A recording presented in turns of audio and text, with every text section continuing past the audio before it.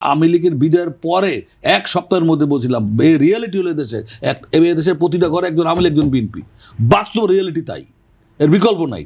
তো সেখানে তাদেরকে আপনার মাথায় রাখতে হবে। তো যেমন একজন গোয়েন্দা, বড় গোয়েন্দা আমাকে বলেছিল এই যে টুপিওয়ালা মানুষ, এদেরকে মাথায় রেখে দেশের অর্থনৈতিক ব্যবস্থা, রাজনৈতিক ব্যবস্থা, সমাজ ব্যবস্থা চিন্তায় করতে হবে, বাদ দিয়ে না, কারণ দেশের মানুষ ধর্মভীরু। এখন তো কোনো প্রশাসনের উপরে রাজনৈতিক প্রভাব নাই, এই সরকার তো রাজনৈতিক সরকার নয়।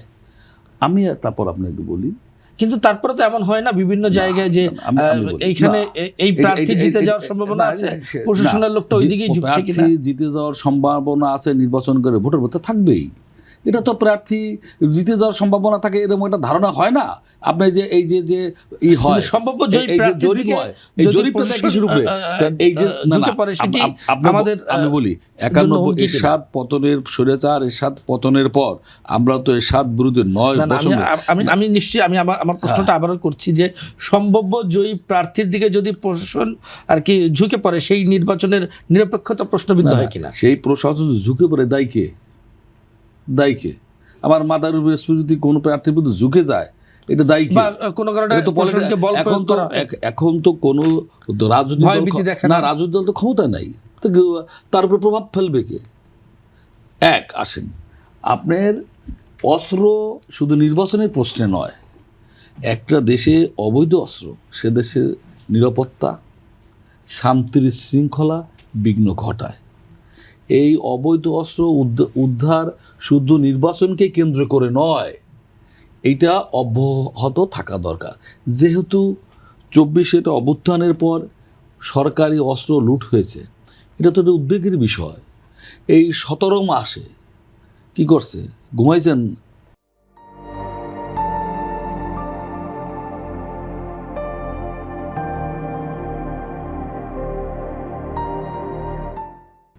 ঘুমাইছে?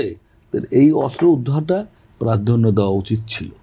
আর নির্বাচনের সময় সাধারণত এরকম আমাদের দেশে এই তৃতীয় বিশ্বের দেশে নির্বাচনের সময় এই অস্ত্রবাজদের গুরুত্ব বাড়ে, অস্ত্র ভাড়া হয়, সেইটা খেয়াল রেখে এটাকে আরও কঠোর হওয়া উচিত। এবং সরকারের, আর আপনার যেটা বলছেন এইটা এখন মুখ্য সময় এই কারণেই কোনো রাজনৈতিক দল ক্ষমতায় নয়, বা যারা ইলেকশনে অংশগ্রহণ করছে তারা ক্ষমতায় থেকে একটা তত্ত্বাবধায়ক সরকার হয়েছে তাও না, বা নিয়োগ দিয়েছে তাও না, সেটাকে বলেন ডিসি বলেন এসপি হয়েছে, লটারিতে হয়েছে। এটা এই লটারি এমন লোক যেখানে পোস্টিং হয়েছে ভাবনার বাইরে, এমন ক্ষমতাশালী জায়গার থেকে বসা, সে বাংলাদেশের সবচেয়ে খারাপ জায়গায় পোস্টিং হয়েছে, আমি আপনাকে নাম বলতে পারি। তো সেখানে তো তার নিরপেক্ষ হওয়া তার বিকল্প নাই। আর এখন যদি কোনো জায়গায় ডিসিএসপি বা ইউনো ওসি করে, তার জন্য এই যে দেখেন জামাতের এক সেক্রেটারি মারা গেছে, প্রত্যাহার হয়ে গেছে, ইলেকশন কমিশন সেই অ্যাকশনে যাবে।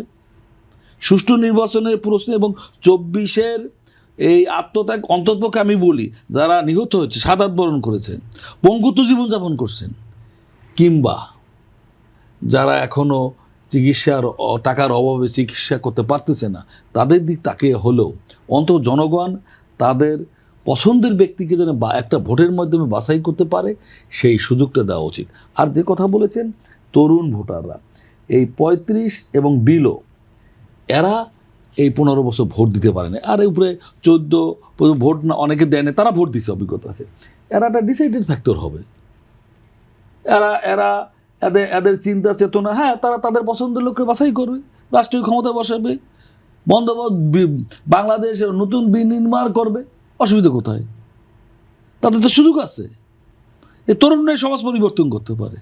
24 তো তরুণরাই করলো, ছাত্ররাই করলো। তো তারা তাদের পছন্দের এই বিশ্ববিদ্যালয় কলেজগুলো শিবিরকে বাইছে নিছে না। আপনারা আমি বাধা দিছি, ভোট দিচ্ছে না, তো তরুণরা পরিবর্তন করবে। যে বাংলাদেশের স্বপ্ন 24 দেখছে, তারা সেটা পরিবর্তন করবে। অসুবিধা কোথায়? এই ভোটের মাধ্যমে স্যার বিকল্প কেমনে করবেন আপনি বলেন?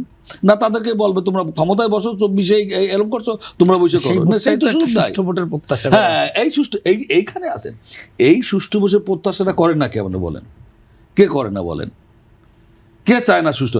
আমি বলছি, আবারও বলি, যারা নির্বাচনে প্রতিদ্বন্দ্বিতা করতেছে, আর একটা দিন আপনাকে ভাবতে হবে, যারা ফ্যাসিস্ট বিদায় হয়েছে, আওয়ামী লীগের প্রধান আর তারা কি একটা সুষ্ঠু নির্বাচন প্রত্যাশা করে? তারা একটা ভালো নির্বাচনও প্রত্যাশা করে? তারা দেখবে 24-24 খারাপ নির্বাচন।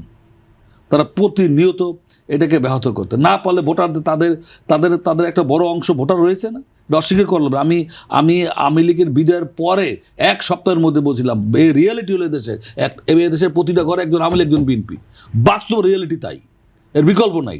তো সেখানে তাদেরকে আপনার মাথায় রাখতে হবে। তো যেমন একজন গোয়েন্দা, বড় গোয়েন্দা আমাকে বলেছিল এই যে টুপিওয়ালা মানুষ, এদেরকে মাথায় রেখে দেশের অর্থনৈতিক ব্যবস্থা, রাজনৈতিক ব্যবস্থা, সমাজ ব্যবস্থা চিন্তা করতে হবে, বাদ দিয়ে না। কারণ দেশের মানুষ ধর্মভীরু, এখানেও মাথায় রাখতে হবে। তাই এই গোষ্ঠীকে আপনার মাথায় রাখবেন না, তারা বাদ দিচ্ছে, তারা ভোটার না। আওয়ামী লীগের এই লোক, এই যারা আছে দেশের সমর্থক, তারা ভোট দিতে যাবে না। আর যদি না যায় তো করবেন কি আপনি?